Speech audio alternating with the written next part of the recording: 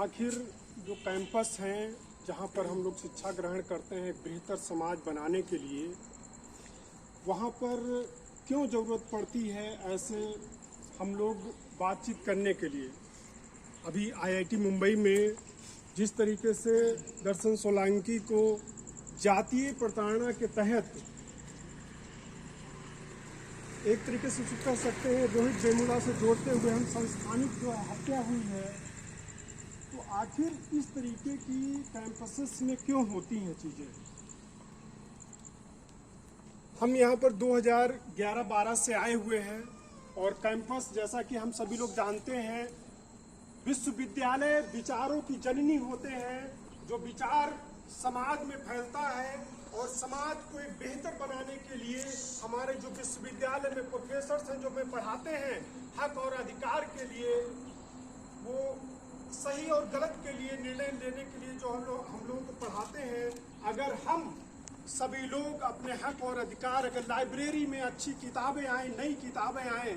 जो लेबोरेटरी जो साइंस के स्टूडेंट हैं, साइंस में लेबोरेटरी जो होती है वहाँ पर नए स्टूडेंट आए, उसके लिए अगर बात करते हैं तो उन छात्रों को जो है दूसरी नज़र से देखा जाता है, विद्रोही नज़र से देखा जाता है कि ये जो छात्र हैं पढ़ने के लिए आए हैं कि ये लोग मतलब कैंपस में आए दिन जो है कुछ ना कुछ मतलब वो हल्ला करते रहते हैं। हम इस बात को कहते हैं, जब वही प्रोफेसर्स इस बात को कहते हैं कि अपने राइट के लिए और हमारा देश बाबा साहब के संविधान द्वारा चलता है, तो वो लोग क्यों भूल जाते हैं कि हम अपने विद्यार्थियों को जो बात पढ़ा रहे हैं वही बात अगर उसके लिए वो लोग अब आवाज़ को बुलंद कर रहे हैं तो गलत क्या है। अभी निरंजन ने आपको बताया, उसी कड़ी में जैन विश्वविद्यालय जो बेंगलुरु का है, आखिर देखिए भारत में ये बात होता है कि बॉर्डर से आतंकवादी आते हैं। मैं इस बात को कहना चाहता हूं, महात्मा गांधी अंतर्राष्ट्रीय हिंदी विश्वविद्यालय में आज जो समय विद्यार्थी आंदोलन की तरफ से ये पहल की गई है, जिसने भी ये पहल की है वो बधाई के पात्र हैं। और इस बात को कहना चाहता हूं, ये बात होती है कि बॉर्डर से आतंकवादी आते हैं। मेरा मानना है इस देश में सबसे बड़ा जो जातिवाद है वही जो है सबसे बड़ा आतंकवाद है। हम इस बात को देखते हैं कि कैंपस में जब बेहतर रिसर्च हो, सोसाइटी में बेहतर तरीके से हमारा समाज कैसे चले, जो समता, बंधुत्व, न्याय की जब बात होती है, बड़े बड़े मंचों से आपने देखा होगा प्रोफेसर्स बात करते हैं, लेकिन अगर व्यवहार में, अभी हमारे बीच में एक छात्र बता रहे थे कि वो रिजर्वेशन को लेकर के, रिजर्वेशन पे बहुत सारे लोगों का कंफ्यूजन है। आप इस देश में देखते हैं जिनकी 8 लाख से ज्यादा आय है, उनको 72 घंटे में EWS के तहत 10% रिजर्वेशन दे दिया जाता है। हम रिजर्वेशन के विरोध में नहीं हैं, रिजर्वेशन को समझने की जरूरत है। प्रोफेसर विवेक कुमार सर जो जेएनयू के हैं, वो इस बात को कहते हैं कि रिजर्वेशन जो है गरीबी उन्मूलन का कार्यक्रम नहीं है।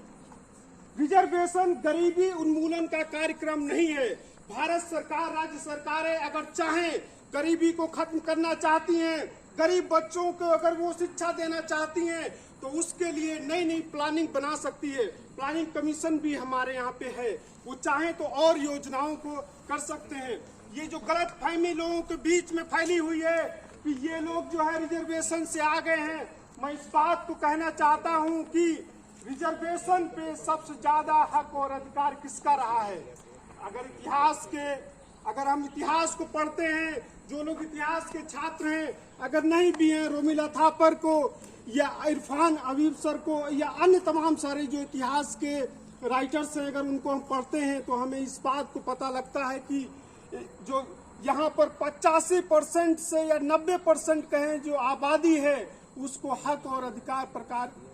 जो प्राकृतिक संसाधन है उससे दूर रखा गया। हम इस बात को कहना चाहते हैं कि अंग्रेज जब यहाँ पर आए अंग्रेजों ने जब इस बात को देखा और राष्ट्रपिता ज्योतिबा फुले ने जब अंग्रेजों के सामने 1861 में इस बात रखी कि यहाँ पर सभी को हक और अधिकार और समान प्रतिनिधित्व मिलना चाहिए, और वो फिर जो है 20 साल बाद जो है अंग्रेजों ने उसको जो है उसको लागू किया। उसके बाद में साहू जी महाराज ने 1902 में, आप सभी लोग जानते हैं, कोल्हापुर में 50% तो इसी भारतीय समाज के लोग उनके सीने में दर्द होने लगा था कि आखिर रिजर्वेशन जो है 50% दे दिया जा रहा है। अभी भी आप देख रहे हैं कि 50% से ज्यादा एक रिजर्वेशन होता है। कहीं पे अगर पीएचडी की सीट आती है या प्रोफेसर की सीट आती है तो उसमें ओबीसी एससी एसटी के लोगों का वहां पर मतलब उनको नहीं अपॉइंट किया जाता है। हम बात कर रहे हैं कि आखिर विश्वविद्यालय में इस तरीके की नौबत क्यों आती है। आखिर किसी छात्र या छात्रा को आत्महत्या की तरफ ये संस्थानिक जो हमारे यहाँ के संस्थान हैं, आखिर उसे मजबूर क्यों होना पड़ता है। अगर वो प्रोफेसर से कहते हैं कि सर हमारी ये समस्या है, तो वो प्रोफेसर इस बात के लिए क्यों नहीं चिंतित होते हैं कि आखिर छात्र की क्या समस्या है। आखिर हम इस बात को कहते हैं हमेशा कि हमें हमारे अंदर की जो संवेदनशीलता है वो कहाँ चली गई। बहुत जब इस तरीके से कोई छात्र की आत्महत्या हो जाती है या वो मजबूरन इस स्थिति तक पहुंच जाता है, तो तब जो है उनकी आंखें खुलती हैं, और बहुत सारे लोगों की फिर भी आंखें जो है नहीं खुलती हैं। हम इस बात को कहना चाहते हैं कि आज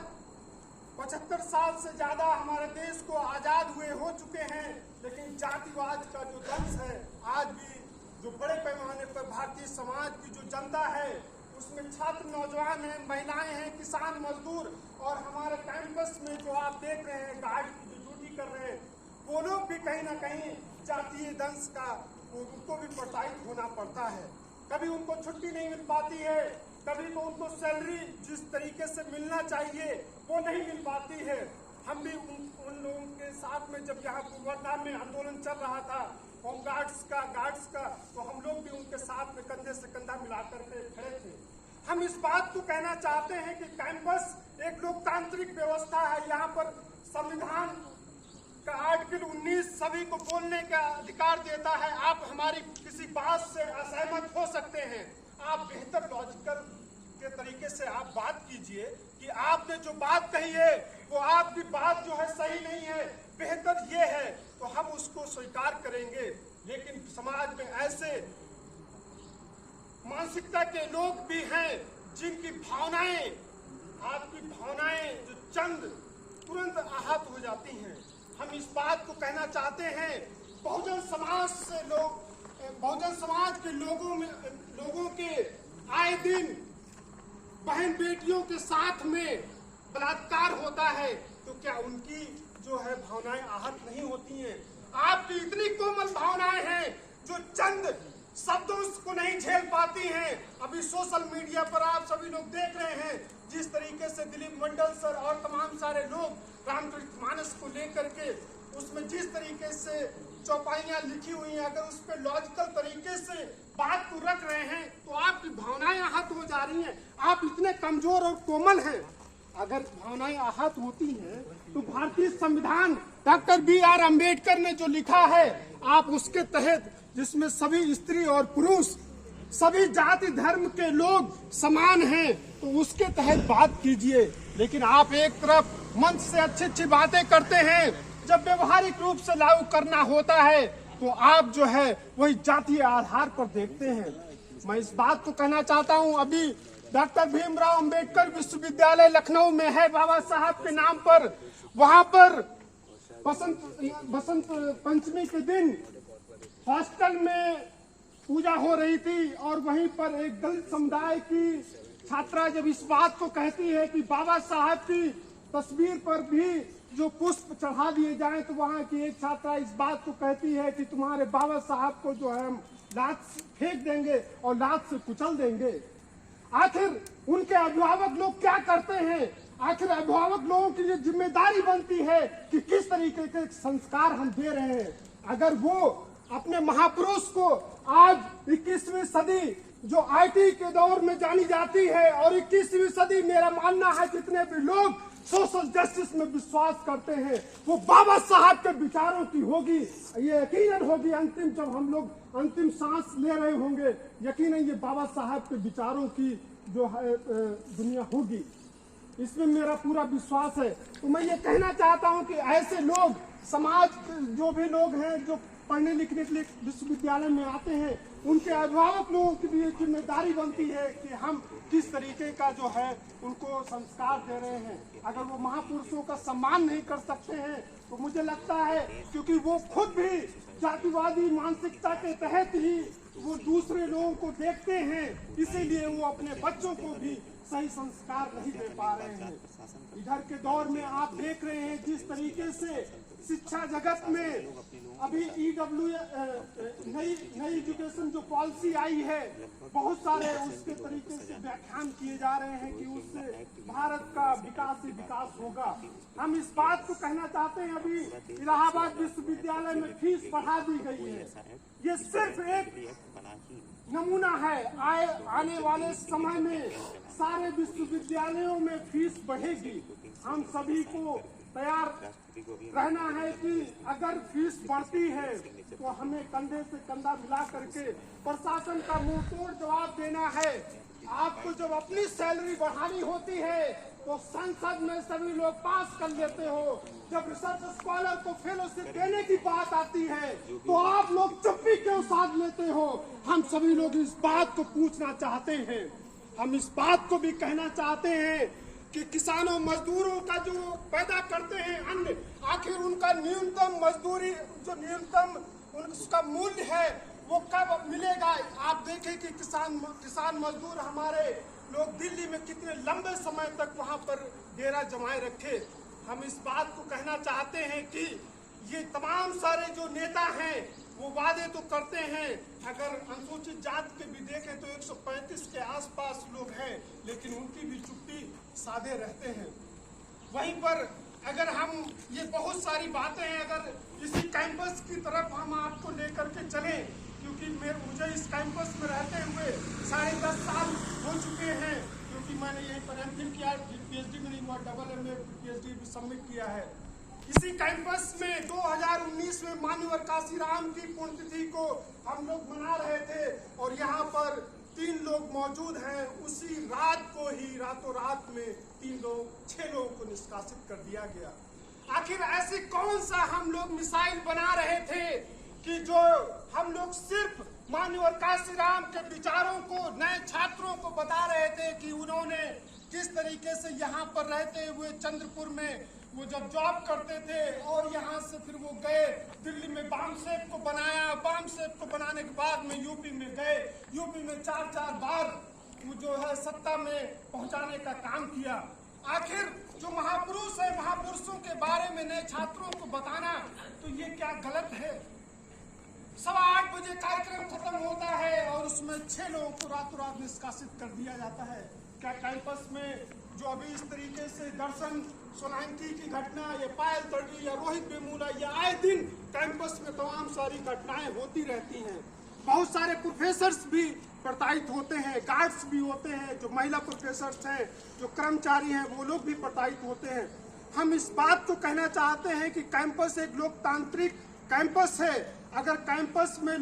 हम लोग बात नहीं करेंगे तो क्या किसी टापू पर जाकर के बात करेंगे। क्लास में अगर हम बात नहीं करेंगे तो कहां पर जाकर के हम बात करेंगे। या फिर कैंपस में एक ऐसा सेंटर पॉइंट को आप बना दीजिए, अगर कोई भी ज्वलंत इशू है वहां पर वो छात्र जितने भी लोग 150, 200 लोग इकट्ठा होकर के वो वहां पर बात कर सके। अगर कोई बात करते हैं तो आप उनपे जो है तमाम तरीके के कि इन्होंने विश्वविद्यालय में जो है शैक्षणिक व्यवस्था को बाधित किया या अन्य तरीके के जो है आप उन पे आरोप लगा करके उनको प्रताड़ित करने का काम करते हैं। हम इस बात को कहना चाहते हैं कि यही हमारा जो विश्वविद्यालय है ये इस बात को कहता है तकनीकी विसंगति के कारण जो है निकाला गया। आखिर तकनीकी विसंगति क्या है, जब इसके अर्थ आखिर ये किन अर्थों में लागू होता है, किन लोगों पर लागू होता है, तो वही उसकी जो है वो कहते हैं ये तो हाइपोथेटिकल है, परिकल्पनात्मक है। आखिर आपके पक्ष में जो है तब तो ठीक है, अगर वो अपने हक और अधिकार की अगर वो बात करता है, सोशल जस्टिस की बात करता है, बाबा साहब के विचारों की बात करता है, लाइब्रेरी में नई किताबें हैं उसके लिए बात करता है, फीस कम हो, सभी लोग पढ़ सके, रोजगार सभी को मिले, अगर इन सारे मुद्दों को लेकर के अगर कैंपस में छात्र बात करते हैं तो वो क्या है जो देशद्रोही हो जाते हैं। ये तमाम सारे ऐसे मुद्दे हैं जिन पे हम सभी लोगों को इकट्ठा होकर के बात करने की जरूरत है, और जो बाबा साहब के प्रति या तमाम सारे जो महापुरुष हैं उनके प्रति जो नफरत है लोगों के बीच में, आखिर उनको पढ़ना चाहिए। उनकी बहुत सारी किताबें हैं, हमारे विश्वविद्यालय में ही डॉक्टर भरंदानंद कौशलायन के नाम पर केंद्र है, उनकी एक किताब लिखी हुई है, यदि बाबा न होते, यदि बाबा ना होते यानी कि डॉक्टर भीमराव अंबेडकर ना होते तो शायद मैं आपके सामने आज बात नहीं कर रहा होता। मुझे लगता है रजनीश कुमार अंबेडकर आप लोगों से बात नहीं कर रहा होता, क्योंकि गांव में रहने वाले हम लोग, मुझे लगता है कि आज सेंट्रल विश्वविद्यालय में ये पढ़ने का मौका नहीं मिलता। तो मुझे लगता है कि ऐसे तमाम सारी बातें हैं जिन पे बातचीत होनी चाहिए, और हम सभी लोग जहाँ भी अपने हॉस्टल में रहते हैं, जो लोग गर्ल्स हॉस्टल में रहते हैं या बाहर रहते हैं, जरूर जिनके अंदर थोड़ी सी भी मानवता है, जिनके अंदर थोड़ी सी भी तमाम सारे मुद्दों को लेकर के संवेदनशीलता है, वो जरूर लोग बात करें, क्योंकि मरना तो एक दिन सभी को है, ये बात सत्य है। उन सभी को जो तमाम सारे इस बात को भी कहते हैं कि आपकी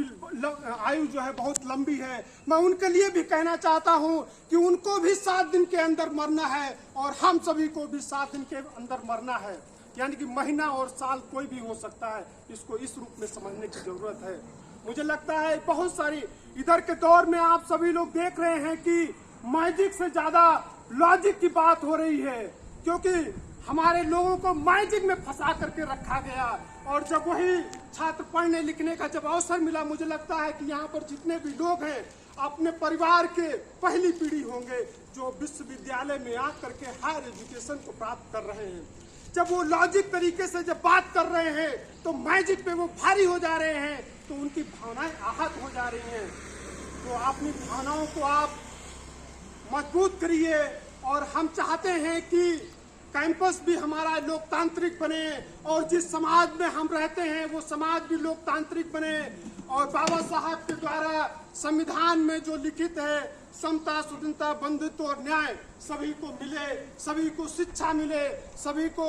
हक और अधिकार और मान सम्मान मिले, इसके लिए हम सभी लोग प्रयास करते रहेंगे। अंत में मैं 2 लाइनें कह करके अपनी बात को समाप्त करूंगा। जिसे धन मिला वो धनवान बन गया, जिसे धन मिला वो धनवान बन गया, जिसे ताकत मिली वो पहलवान बन गया। मुझे तो बाबा साहब बुद्ध मिले, मैं इंसान बन गया, मैं इंसान बन गया। जय भीम, जय भारत, जय श्री राम।